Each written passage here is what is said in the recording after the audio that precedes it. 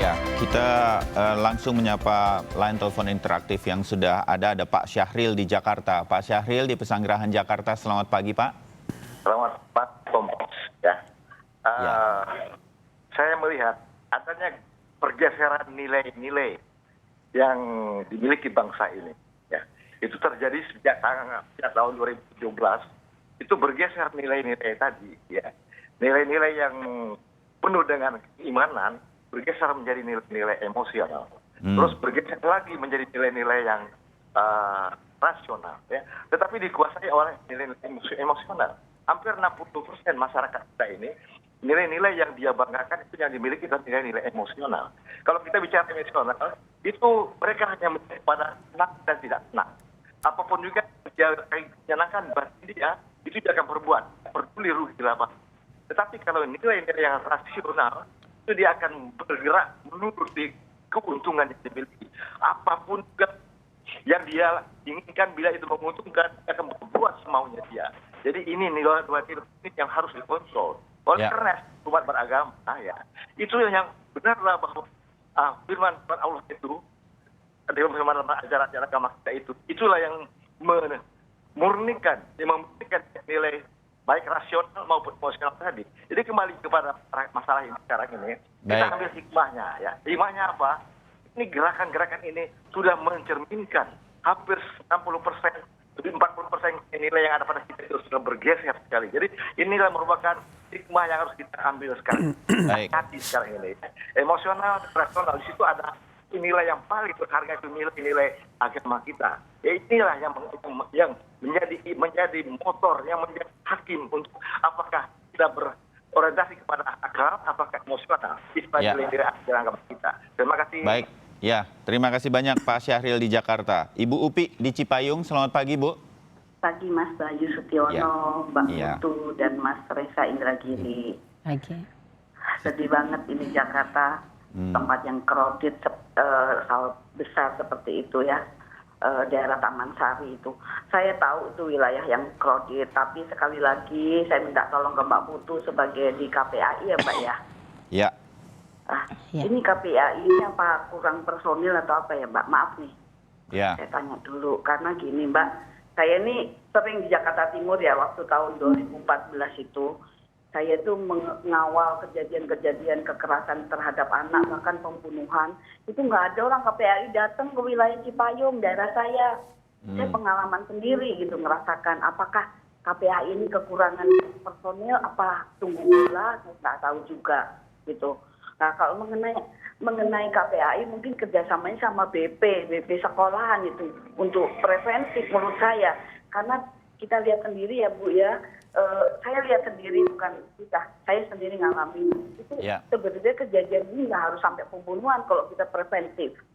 Nah kapan ya ada satgas untuk RT RW itu dibentuk kata Kak Seto gitu. Nah kalau menurut saya tentang sakit jiwa itu memang ada mungkin sesuai dengan pernah Pak Reza saya dengar. Ini orang sakit jiwa ini kan harusnya diklasifikasi dan sudah dideteksi dini. Jangan sampai seperti ini kan kadang-kadang di sekolah ini jadi sakit gitu. Padahal anak ini sudah ada kelainan, itu harusnya di DP. Kemudian tentang film-film, saya penyiaran ini harusnya kerjasama juga sama KPAI sangat intens. Saya lihat loh di bioskop ini masih banyak film-film itu yang mencetus jangan sampai seperti ini kecolok. Sedih kita sebagai penulis bangsa kalau ada reportage seperti ini. Mohon kiranya KPAI saya siap saya menjadi perisai di Jakarta Timur. Saya siap karena saya melakukan itu. Baik Bu Upi, terima kasih masukannya buat KPAI, nanti segera ditanggapi Mbak Putu. Ramdan di Jambi, Pak Ramdan. Terima kasih Kompas TV. Assalamualaikum warahmatullahi wabarakatuh. Waalaikumsalam warahmatullahi wabarakatuh. Silakan Pak, boleh singkat padat? Oh ya, dari sepanjang penjelasan Pak Reza tadi itu, ada satu hal Pak Reza, saya sekolah dulu kebetulan pendidikan guru, lingkungan yang aktif untuk anak-anak itu siapa yang menciptakan Pak? Sekarang anak-anak kita itu interaksinya dengan TV, dengan Android. Orang tua, bapak dan ibu sibuk dengan pekerjaannya. Ya. Sehingga anak-anak kita ini interaksinya dengan TV dan Android, maka komunikasi antar warga, menciptakan lingkungan yang baik itu siapa, Pak Reza? Pertanyaan saya itu, siapa yang menciptakan lingkungan harmonis antara anak tetangga dan tetangga lainnya? Ya. Itu yang pertama. Yang kedua, apakah penelitian anak ini belajarnya di mana, ngaji atau tidak, dia agamanya apa? Kalau dia ngaji, lingkungannya bagus, mungkin kejutan-kejutan ini tidak kita ketemukan, Pak Reza. Harapan saya, mari kita sama-sama pikirkan lingkungan di sekitar kita itu menjadikan anak baik itu siapa yang menciptakan, Pak? Terima kasih Kompas TV. Assalamualaikum warahmatullahi wabarakatuh. Waalaikumsalam dari Jambi Pak Ramdan tadi. Pak Said sekarang di Kendari, Sulawesi Tenggara. Pak Said? Halo Pak Said? Pak Said masih mendengar suara saya? Oh, tampaknya terputus dari Pak Said di Kendari Sultra ya. Tanggapan-tanggapan dulu berkaitan dengan ini. Mbak Putu dulu, tadi Mbak Upi, Ibu Upi di Cipayung, KPAI lebih proaktif lagi? Ya, kalau bicara terkait tugas tentu saja KPAI heavy-nya banyak di pengawasan. Ya. Artinya preventif atau pencegahan itu sudah ada di kementerian lembaga terkait ataupun dinas-dinas terkait yang kemudian memiliki tugas untuk pencegahan. Ya. Tapi pencegahan secara umum juga menjadi kewajiban dari keluarga, dari masyarakat. Itu sebenarnya yang lebih positif untuk didorong dan itu akan lebih masif kalau ditiru. KPAI terus berkampanye turun sampai membentuk hal-hal semacam ini. Sebutlah sosialisasi ini memang terus dilakukan. Ya artinya ini butuh effort, artinya butuh satu kampung untuk bicara pencegahan. Maka kemudian ini tidak bisa berhenti hanya satu lembaga atau satu dinas saja. Semua harus bergerak. Itu pertama. Lalu yang kemudian harus kita perhatikan bahwa lingkungan masyarakat tertentu bisa menyumbang kepada perilaku seorang anak, tentu saja anak belajar dan meniru daripada lingkungan sekitarnya. Tapi kemudian untuk kasus-kasus tertentu, misalnya indikasinya apakah itu psikopat ataupun yang lainnya, kita harus nunggu hasilnya.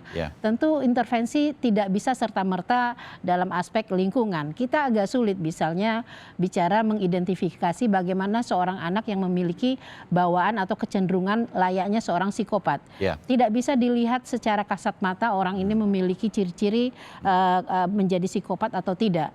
Nah, karena ini menyulitkan, maka kemudian upaya yang harus kita lakukan adalah bagaimana memastikan lingkungan yang kondusif tadi untuk tumbuh kembang. Karena kasus-kasus psikopat itu kasus yang berbeda daripada kasus-kasus kejahatan biasa yang dipengaruhi oleh faktor internal maupun eksternal. Nah, ini tentu saja berbeda. Terkait kasus ini saya sih berpikir karena ini agak unik ya, kesimpulannya juga akan melihat bagaimana kemudian kita mengintervensi aparat penegak hukum. Tentu saja tidak bisa sembarangan. Kalaupun divonis bersalah misalnya karena ini hasil asesmennya ternyata mengatakan ini adalah hal yang biasa, ciri-ciri psikologis anak juga adalah seperti biasa, tidak mengarah kepada psikopatologi, sehingga maksimal hukuman 10 tahun, saya kok malah berpikir ini tidak tepat. Karena kita tahu penjara itu tidak ada alat untuk memastikan mereka apakah itu menjerakan ataupun menyembuhkan. Khawatirnya malah kalau kemudian proses pidana dilakukan dan hukuman diberikan ancaman misalnya berapa tahun sampai maksimal 10 tahun, sesudah itu anak keluar kembali ke masyarakat. Pasti akan terus menjadi ancaman, kan gitu. Karena masa perkembangannya masih panjang, ini yang kemudian harus kita pikirkan. Jadi jalan yang terbaik memang untuk intervensi kasus ini adalah pengobatan dan rehabilitasi. Tidak ada yang lain selain ini. Ya, paling tidak sampai saat ini dari apa yang kita lihat arahnya ke sana dan ini KPAI melihatnya ke arah sana nanti. Saya sangat senang pada saat dia dengan apakah itu kesadaran dalam tanda kutip kesadaran penuh datang kemudian menyerahkan diri, itu luar biasa. Kalau itu tidak dilakukan, saya bisa bayangkan kemungkinan untuk menjadi pembunuh serial kan bisa jadi seperti itu. Itu kan lebih bahaya lagi. Jadi artinya ini sangat luar biasa, terlepas dari peliknya masalah ini luar biasa bagi kita. Ya, saya pindah ke Mas Riza dulu sebelum kemudian nanti mengomentari lagi kasus ini. Tadi Pak Ramdan juga bertanya ke Mas Riza. lingkungan yang aktif, anak-anak sekarang banyak bermain gadget dan lain-lain, itu bagaimana kita menciptakannya, karena sehingga dengan demikian mereka lebih banyak berinteraksi dengan lingkungan dan lain-lain. Mas Riza? Saya terkenang Inpres Gerakan Nasional Revolusi Mental yang dikeluarkan oleh Presiden Jokowi. Salah satu butir di dalam Inpres itu adalah penciptaan lingkungan ramah anak dan nir kekerasan. Pondasinya ada 2, areanya ada 2, 1 rumah, 1 sekolah. Inpres bagus, tapi kurang. Kenapa?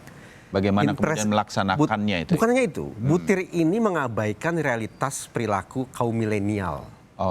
Secara lahiriah anak kita ada di rumah, ada di sekolah. Secara batiniah mereka di mana? Mereka di dunia maya, bukan di dunia nyata.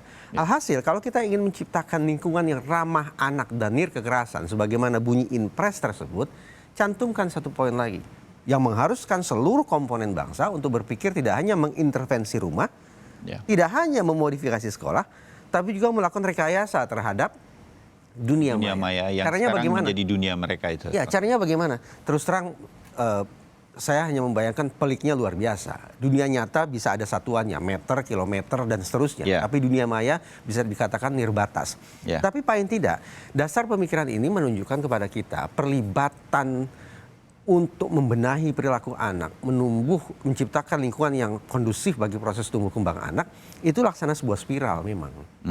Anak berada di titik pusatnya. Saya sedang bicara tentang pendekatan ekologis sesungguhnya ini. Anak berada di titik pusat. Keluar sedikit ada siapa? Ada ayah ibunya. Keluar lagi sedikit siapa? Ada saudara kandungnya. Keluar lagi ada warga se-RT. Keluar lagi warga se-RW. Dan seterusnya, dan seterusnya, dan seterusnya. Semakin lama semakin luas. Kita ringkas saja. Undang-Undang Perlindungan Anak sudah menegaskan ya Mbak Putri, bahwa aktivitas kegiatan tentang perlindungan anak memang harus melibatkan negara. Negara itu siapa? Bukan hanya pemerintah, termasuk sektor non pemerintah. Ada Mas Bayu sebagai media, ada pejabat, ada masyarakat sipil seperti saya, semua. Termasuk para penelpon Kompas TV tadi. Siapapun itu, orang tua, punya jabatan, tidak punya jabatan, dimanapun berada, dalam waktu kapanpun, keterlibatan aktif dalam perlindungan anak adalah kemutlakan perintah undang-undang. Jadi mudah-mudahan ini semua dari kasus ini kita belajar hal-hal semacam itu secara keseluruhan. Apapun yang terjadi, apapun kasusnya nanti. Saya kembali ke kasusnya sebagai bagian-bagian akhir dari obrolan kita dan juga untuk pemirsa Sapa Indonesia. KPAI sudah melihat kasus ini. Bagaimana kemudian KPAI, Mbak Putu, bisa mengawal kasus ini akan terus berada di posisi-posisi mengawasi dan sampai ke kemungkinan-kemungkinan terjadinya intervensi hukumnya dan lain-lain. Silakan.